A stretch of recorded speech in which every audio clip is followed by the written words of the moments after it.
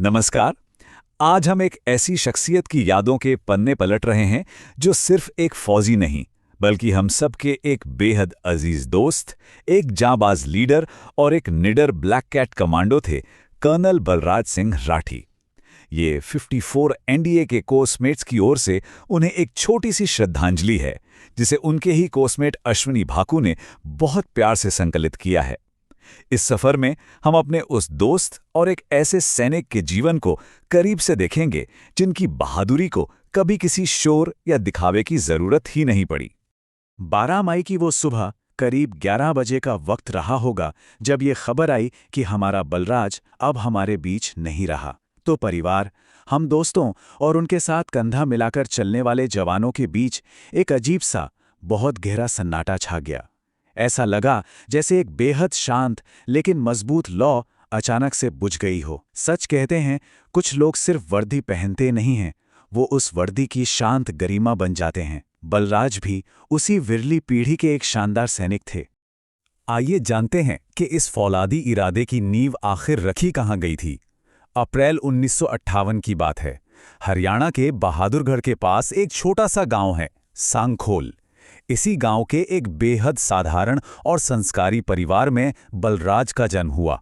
उनके पिता प्रोफेसर मेहताब सिंह राठी शिक्षा जगत से जुड़े थे और मां शांति देवी घर की वो मजबूत धुरी थी जिन्होंने पूरे परिवार को सादगी और अनुशासन के धागे में पिरो कर रखा। अब सांखोल कोई आम गांव नहीं है। इस मिट्टी में ही शहादत और शौर्य की महक बसी है। 1962 के युद्ध के नायक ब्रिगेडियर होशियार सिंह इसी गांव के थे। तो ऐसे माहौल में बड़े होने वाले बलराज के लिए सेना में जाना कोई करियर का चुनाव नहीं था, बल्कि वो उनकी नियति थी। गांव के स्कूल से निकलकर 1968 में उन्होंने सैनिक स्कूल कुंजपुरा में कदम रखा। मजे की बात बताऊं, बलराज कोई बहुत बड़े किताबी कीड़े या क्लास टॉपर नहीं थे, लेकिन उनके अंदर एक ऐसा ठहराव था, एक ऐसी नेतृत्व क्षमता थी जिसे उनके शिक्षकों ने तुरंत पहचान लिया। वो शांत थे पर कमाल के भरोसेमंद, और यही वजह थी कि स्कूल के आखिरी साल तक आते आते वो स्कूल कैप्टन बन गए। उस वक्त Kunjpura school national defence academy में सबसे ज्यादा कैडेट्स भेजने के लिए मशहूर था, और बस वहीं से बलराज की आंखों में भी वो ऑलिव ग्रीन वर्दी का सपना बस गया। और फिर वो सपना सच भी हुआ। उन्होंने अपने पहले ही प्रयास में एनडीए की परीक्षा पास कर ली। इसके बाद शुरू हुआ एनडीए खड़कवासला में 54वें कोर्स का वो शानदार सफर। एक बैचमेट और एक दोस्त के नजरिए से देखूं तो वो दिन आज भी आंखों के सामने तैर जाते हैं। वो लंबी लंबी क्लास, हथियारों की कड़ी ट्रेनिंग और रणनीति के वो उबाऊ लेक्चर। लेकिन इन सब के बीच हमारे दोस्त राठी का एक अलग ही टैलेंट निखर कर सामने आया। वो बहुत ही दिलचस्प पहलू था। जब प्रोफेसर बड़े जोश में युद्ध और रणनीतियों के नक्शे ब्लैकबोर्ड पर समझा रहे होते थे, तब हमारी बेंच पर बैठे बलराज एक अलग ही कला का अभ्यास कर रहे होते थे। क्लास में चुपचाप सोने की कला। आधी खुली आंखें, सीने पर टिकी ठुड्डी और चेहरे पर गजब का सुकून। लेकिन हैरानी की बात यह थी कि वो हर बार पास हो जाते थे। शायद किस्मत को पहले से पता था कि क्लासरूम में आराम से सोने वाला ये कैडेट उस दिन सबसे ज्यादा चौकन्ना होगा जब इस देश को उसकी सबसे ज्यादा जरूरत होगी। 1978 में एनडीए और फिर 1979 में इंडियन मिलिट्री एकेडमी से पास आउट होने के बाद उनकी नियुक्ति 15 डोगरा रेजिमेंट में हुई। डोगरा रेजिमेंट हमेशा से अपने शांत साहस और अटूट निष्ठा के लिए जानी जाती है। बलराज का जो स्वभाव था वो इस रेजिमेंट के उसूलों से पूरी तरह मेल खाता था। डोगरा रेजिमेंट की पहचान वो पीली डोरी उन्हें हमेशा से अपनी ओर खींचती थी। No noise, no drama, just duty. यानी बिना किसी शोर शराबे के बस अपना फर्ज पूरी शिद्दत से निभाना। सही मायनों में यही कर्नल राठी की पूरी जिंदगी का सार था। वो एक ऐसे अफसर बन गए थे जिन पर उनके जवान आंख मूंद कर भरोसा करते थे। उन्होंने कभी अपने ओहदे का बेवजह रौब नहीं दिखाया। अपनी मेहनत, अपनी काबिलियत और जवानों के साथ हर मुश्किल में खड़ी रहने के जज्बे से उन्होंने वो अथाह सम्मान कमाया था। सालों की उस शांत और कड़ी ट्रेनिंग ने उन्हें एक ऐसे लीडर में ढाल दिया था जिसकी महज मौजूदगी से पूरी पलटन को हिम्मत मिल जाती थी। वो उस पीढ़ी के सैनिक थे जिन्हें अपनी ताकत साबित करने के लिए चीखने चिल्लाने की कोई ज़रूरत नहीं थी। उनका काम, उनकी तैयारी और उनका असीम धैर्य ही उनकी सबसे बड़ी ताकत थी। और यही धैर्य जल्द ही अपनी सबसे बड़ी और खौफनाक अग्नि परीक्षा से गुजरने वाला था।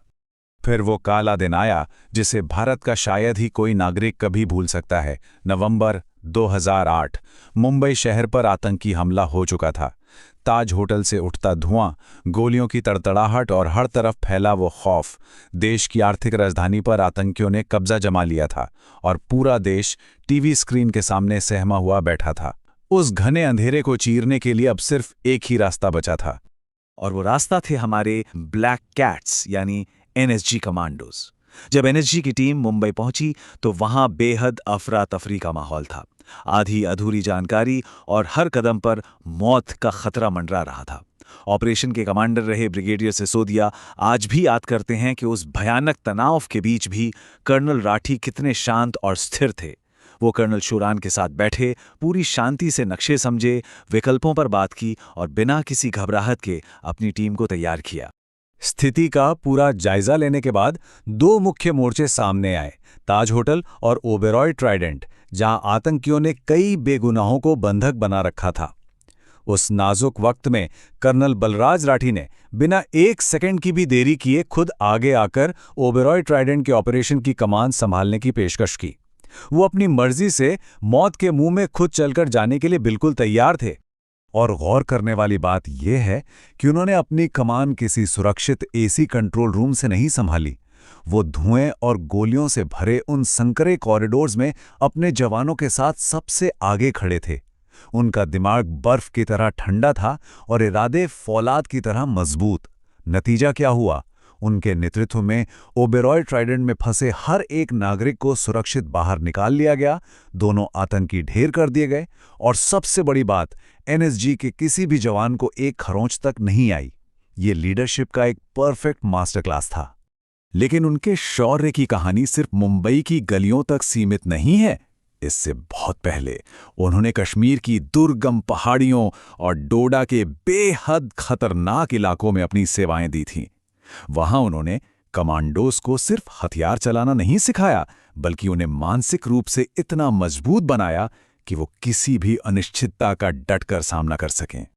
कहते हैं ना, जहां पत्थर तेजी से बरसते थे और गोलियां उससे भी तेज, वहां हर आपदा के बीच उन्होंने अपने जवानों के संकल्प को आकार दिया।